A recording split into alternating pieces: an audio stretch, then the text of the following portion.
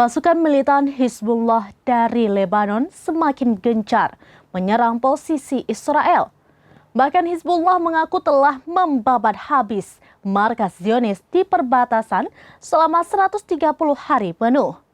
Akibat serangan tersebut, Zionis diklaim mengalami kerugian besar.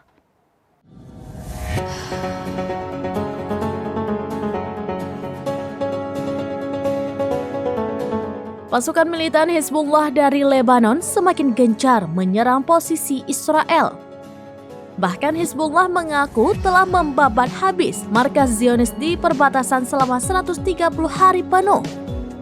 Akibat serangan tersebut, Zionis diklaim mengalami kerugian besar. Dilansir dari Al-Mayadin pada Selasa 20 Februari, hal itu telah dikonfirmasi langsung oleh Hizbullah. Hizbullah mengaku bahwa pasukannya menyerang markas-markas militer Zionis selama lebih dari 130 hari. Hizbullah juga mengaku bahwa pasukannya tengah mengembangkan teknologi presisi pada roketnya.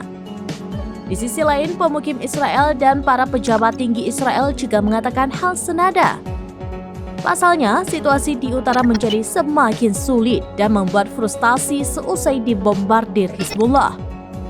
Atas konflik tersebut, pemukim Zionis mengolok-ngolok pasukannya yang dinilai tidak bisa menghadapi perlawanan.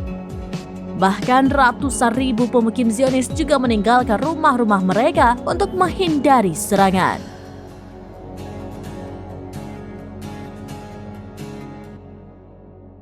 Demikian informasi terkini Syedar Alun. Saksikan terus beragam informasi lainnya. Coba like dan share seluruh akun serambinews.com.